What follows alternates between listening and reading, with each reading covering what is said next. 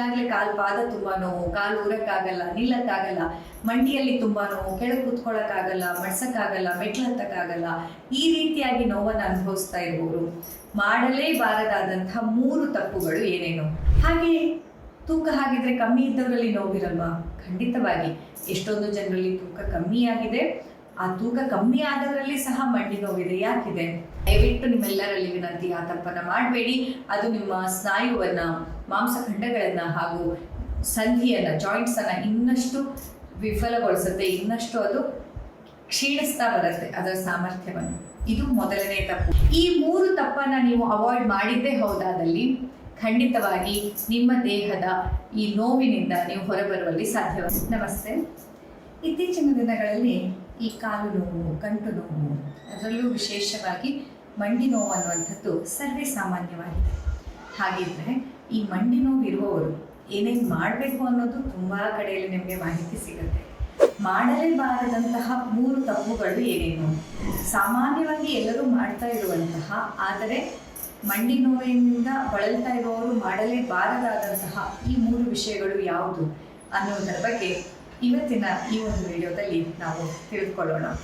ನಮಸ್ಕಾರ, ನಾನು ಡಾಕ್ಟರ್ ಸೌಮ್ಯಶ್ರೀ ಶರ್ಮಾ, ಸಸ್ಯ ಸಂಜೀವಿನಿ ಪಂಚಕರ್ಮ ಆಸ್ಪತ್ರೆ, ಅಶೋಕವನ, ಗೋಕರ್ಣ. ಬ್ರಹ್ಮಶ್ರೀ ದೈವರಾತರ ಆಶೀರ್ವಾದದಿಂದ ಈ ಸಸ್ಯ ಸಂಜೀವಿನಿ ಪಂಚಕರ್ಮ ಆಸ್ಪತ್ರೆ ಅನ್ನುವಂಥದ್ದು ಕೇವಲ ದೈಹಿಕವಾದ ಈ ಶಾರೀರಿಕವಾದಂತಹ ರೋಗಗಳನ್ನಷ್ಟೇ ಅಲ್ಲದೆ ನಮ್ಮ ಪಂಚಕೋಶಗಳಲ್ಲಿ, ನಮ್ಮ ದೇಹದ ಪ್ರಾಣ ಚೈತನ್ಯದಲ್ಲಿ, ನಮ್ಮ ಮನೋಮಯ ಕೋಶದ ಭಾವನೆಗಳಲ್ಲಿ ಹಾಗೂ ನಮ್ಮ ಜ್ಞಾನಮಯ ಕೋಶ ಮತ್ತು ಆನಂದಮಯ ಕೋಶಕ್ಕೆ ನೀರೆರೆಯುವಂತಹ ಕೆಲಸವನ್ನು ಪಂಚಕರ್ಮ ಚಿಕಿತ್ಸೆಯ ಸಹಾಯದಿಂದ ಮಾಡ್ತಾ ಇದೆ. ಇದೇ ನಮ್ಮ ವೈಶಿಷ್ಟ್ಯತೆ. ಹಾಗಿದ್ರೆ ಇವತ್ತಿನ ಈ ಒಂದು ದಿನದ ವಿಡಿಯೋದಲ್ಲಿ ನಾವು ಮಾತಾಡ್ತಾ ಇರುವಂಥದ್ದು ಕಾಲು ನೋವಿನ ಬಗ್ಗೆ. ಮಂಡಿಯಲ್ಲಿ ನೋವು, ಕಾಲು ನೋವು, ಪಾದದ ನೋವು, ಈ ರೀತಿಯಾದಂತಹ ನೋವಿರುವವರದ್ದು ಮಾಡಲೇಬಾರದಾದಂತಹ 3 ವಿಷಯಗಳು ಯಾವ್ಯಾವುದು? ಮೊಟ್ಟ ಮೊದಲನೇದಾಗಿ, ಯಾಕೆ ಈ ಥರ ಮಂಡಿ ನೋವು, ಕಾಲು ನೋವು ಇತ್ತೀಚಿನ ಕಾಲಮಾನದಲ್ಲಿ ಜಾಸ್ತಿ ಆಗ್ತಿದೆ ಅನ್ನೋದನ್ನು ಯೋಚನೆ ಮಾಡೋಣ. ಮೊದಲು ಮನೆಯಲ್ಲಿ, ಈಗ ನೀವೊಂದು 30 ವರ್ಷದ ಹಿಂದೆ ಹೋಗಿ, ಈಗ ಒಂದು 30 ವರ್ಷದ ಹಿಂದೆ ನಿಮ್ಮೆಲ್ಲರ ಮನೆಗಳಲ್ಲಿ ಯಾವ್ಯಾವ ರೀತಿಯ ಫೆಸಿಲಿಟೀಸ್ ಇತ್ತು, ಎಷ್ಟು ಸೌಲಭ್ಯಗಳಿತ್ತು, ಹಣಕಾಸಿನ ವ್ಯವಸ್ಥೆ ಹೇಗಿತ್ತು, ಮನೆ ಯಾವ ರೀತಿಯಾಗಿತ್ತು, ಮನೆಯ ಸುತ್ತಮುತ್ತಲಿನ ವಾತಾವರಣ ಹೇಗಿತ್ತು, ನೀವು ಸೇವನೆ ಮಾಡುವಂತಹ ಆಹಾರ ಪದಾರ್ಥಗಳು ಹೇಗಿದ್ವು, ಇದೆಲ್ಲವನ್ನು ಒಮ್ಮೆ ನೆನಪಿಸಿಕೊಳ್ಳಿ. ಹಾಗೆ ಇವತ್ತಿನ ಕಾಲಘಟ್ಟದಲ್ಲಿ, ಈ ಕ್ಷಣದಲ್ಲಿ ನೀವು ಕೂತ್ಕೊಂಡು ಈ ವಿಡಿಯೋವನ್ನು ನೋಡುವಾಗ ನಿಮ್ಮ ಮನೆಯಲ್ಲಿನ ಸೌಲಭ್ಯ ಹೇಗಿದೆ, ನಿಮ್ಮ ಸುತ್ತಮುತ್ತಲಿನ ವಾತಾವರಣ ಹೇಗಿದೆ, ನಿಮ್ಮ ಮನೆಯಲ್ಲಿರುವ ಜನರು ಹೇಗಿದ್ದಾರೆ, ಮನೆಯ ಕಟ್ಟಡ ಹೇಗಿದೆ, ಹಾಗೆ ಹಣಕಾಸಿನ ವ್ಯವಸ್ಥೆ ಇರ್ಬೋದು ಅಥವಾ ನಿಮ್ಮ ಸುತ್ತಮುತ್ತಲಿನ ಪರಿಸರ ಇರ್ಬೋದು, ಯಾವ ರೀತಿಯಾಗಿದೆ ಅನ್ನೋದನ್ನು ಒಮ್ಮೆ ಯೋಚನೆ ಮಾಡಿ. ನಮ್ಮ ಹಿರಿಯರು ತಮ್ಮ ಆರೋಗ್ಯವನ್ನು ಕಾಪಾಡಿಕೊಳ್ಳೋಕೆ ಅವರ ದಿನಚರಿ, ಅವರ ಆಹಾರ ಪದ್ಧತಿ ಹಾಗೂ ಅವರ ಒಂದು ತುಂಬು ಕುಟುಂಬದಲ್ಲಿ ಆಗ್ತಾ ಇದ್ದಂತಹ ಸ್ಟ್ರೆಸ್ ಮ್ಯಾನೇಜ್ಮೆಂಟ್ ಕಾರಣವಾಗಿದೆ. ಆದರೆ ಇವತ್ತು ನಮ್ಮ ದಿನಚರಿ, ನಮ್ಮ ಆಹಾರ ಪದ್ಧತಿ ಹಾಗೂ ನಮ್ಮ ಈ ಒಂದು ನ್ಯೂಕ್ಲಿಯರ್ ಕುಟುಂಬಗಳು ಏನು ನಾವು ಆಗ್ತಾ ಇದ್ದೀವಿ, ಇವುಗಳಲ್ಲಿ ಹೆಚ್ಚಿನ ಒಂದು ಜವಾಬ್ದಾರಿ, ಒತ್ತಡ, ಆ ಹಿಂಸೆ ನಮ್ಮನ್ನು ಇನ್ನಷ್ಟು ಅನಾರೋಗ್ಯದತ್ತ ಕೊಂಡೊಯ್ತಾ ಇದೆ. ಏನಾಗ್ತಾ ಇದೆ ಅಂತಂದಾಗ ನಮ್ಮ ಆಹಾರದಲ್ಲಿ ಪೌಷ್ಟಿಕಾಂಶ ಜಾಸ್ತಿ ಆಗ್ತಾ ಇದೆ. ಹಾಗೆ ಅದರ ಜೊತೆಯಲ್ಲಿ ಜಂಕ್ ಫುಡ್ಗಳ ಸೇವನೆ ಕೂಡ ಅನಿಯಮಿತವಾದ ಸಮಯದಲ್ಲಿ, ಅನಿಯಮಿತವಾದ ರೀತಿಯಲ್ಲಿ ಜಾಸ್ತಿ ಆಗ್ತಾ ಇದೆ. ಈ ಆಹಾರಕ್ಕೆ ತಕ್ಕಂತೆ ನಮ್ಮ ದೇಹದ ಯಾವುದೇ ರೀತಿಯ ವ್ಯಾಯಾಮಗಳಾಗಿರ್ಬೋದು, ದೈಹಿಕ ಚಟುವಟಿಕೆಗಳಾಗಿರ್ಬೋದು ಅಥವಾ ದಿನನಿತ್ಯದ ಕಾರ್ಯ ಚಟುವಟಿಕೆಗಳಿಗೆ ನಾವು ವ್ಯಯ ಮಾಡ್ತಾ ಇರುವಂತಹ ಶಕ್ತಿಯ ಪ್ರಮಾಣ ತುಂಬ ಕಡಿಮೆ ಆಗಿದೆ. ಯಾಕಂದರೆ ಸೌಲಭ್ಯಗಳು ಜಾಸ್ತಿ ಇದೆ. ಅಷ್ಟೇ ಅಲ್ಲದೆ ನಿದ್ದೆಯ ಸಮಯ, ನಿದ್ದೆಯ ಗುಣಮಟ್ಟ ಹಾಗೂ ಮನಸ್ಸಿನಲ್ಲಿನ ಸಮಾಧಾನ, ಶಾಂತಿ, ಇವುಗಳೆಲ್ಲದರ ಕೊರತೆ ನಮ್ಮಲ್ಲಿ ಎದ್ದು ಕಾಣಿಸ್ತದೆ.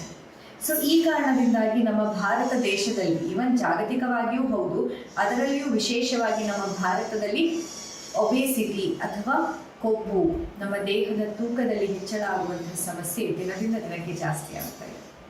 ಹಾಗಾಗಿ ಈ ದೇಹದಲ್ಲಿ ಅತಿಯಾಗಿ ಹೆಚ್ಚಿದ ಕೊಬ್ಬಿನ ಪ್ರಮಾಣ ಏನು ಮಾಡ್ತಾ ಇದೆ, ನಮ್ಮ ಮಾಂಸಖಂಡಗಳ ಶಕ್ತಿ ಸಾಮರ್ಥ್ಯವನ್ನು ಕಡಿಮೆ ಮಾಡ್ತಾ ಇದೆ.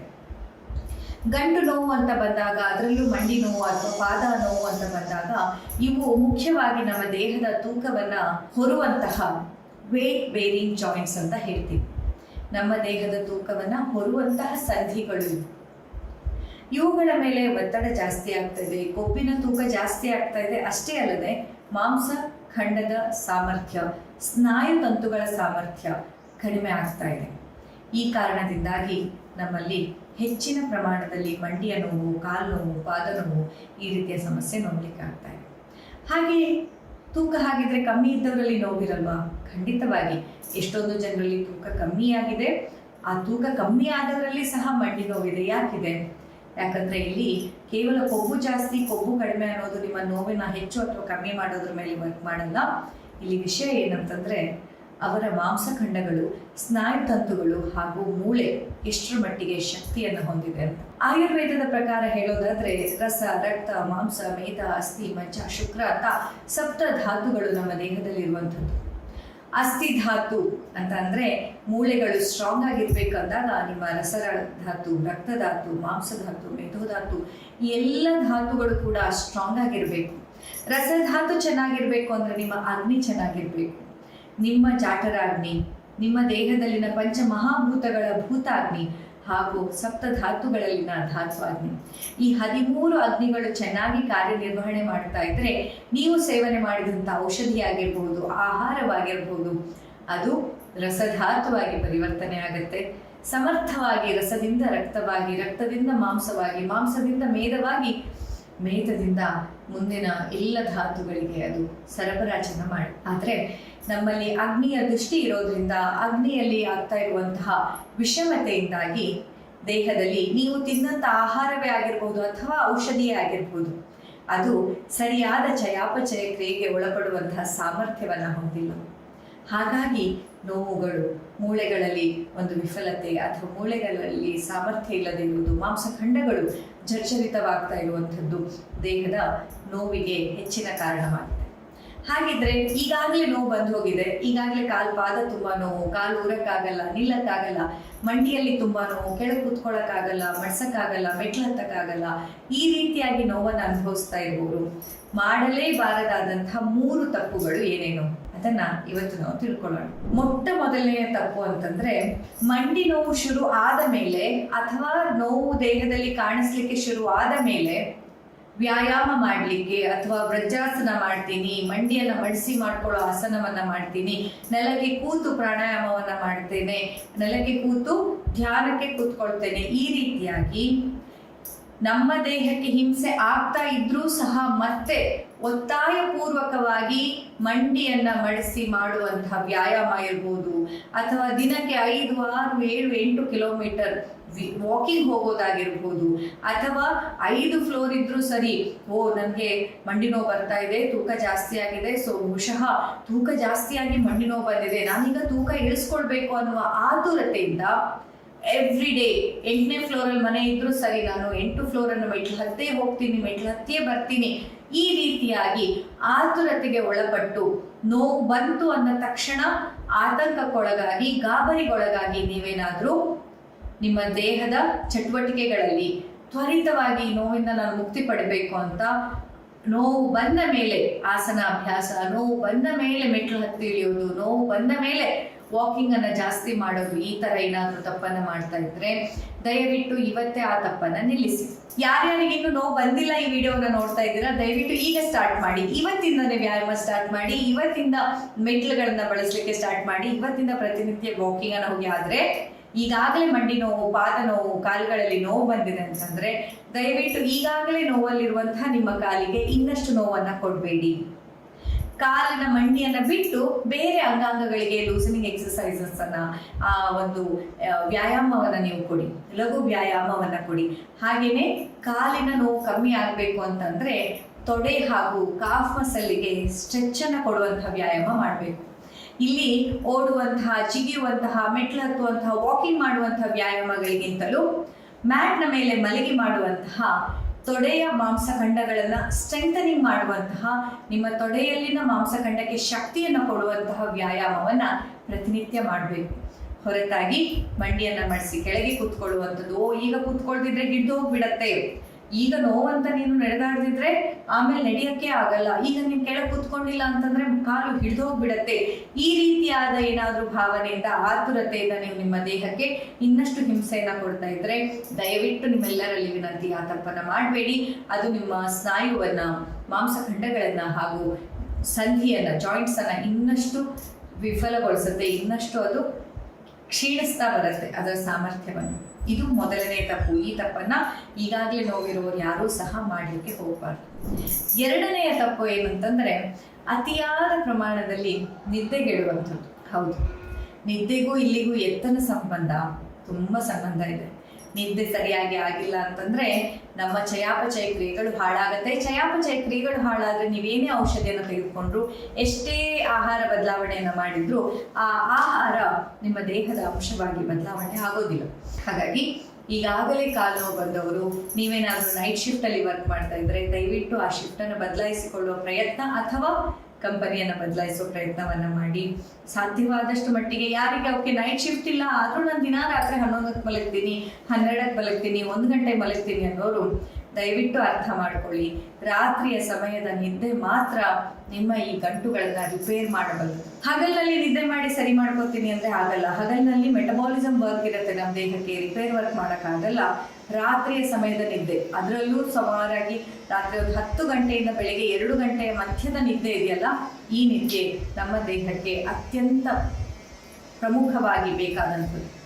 ಆ ನಿದ್ದೆಯನ್ನು ಸರಿಯಾಗಿ ನೀವು ಮಾಡದೇ ಇದ್ದಲ್ಲಿ ನಿಮ್ಮ ಮಂಡಿಯ ನೋವಿನಿಂದ ಮುಕ್ತಿಯನ್ನು ಪಡಲಿಕ್ಕೆ ಸಾಧ್ಯವಿಲ್ಲ. ಹಾಗಾಗಿ ಎರಡನೆಯ ತಪ್ಪು ನೀವು ಮಾಡಲೇಬಾರದಾದ ತಪ್ಪು ಅಂತಂದ್ರೆ ನಿದ್ದೆಗೆಡುವ ತಪ್ಪನ್ನ ಖಂಡಿತ ಮಾಡಬಾರ್ದು.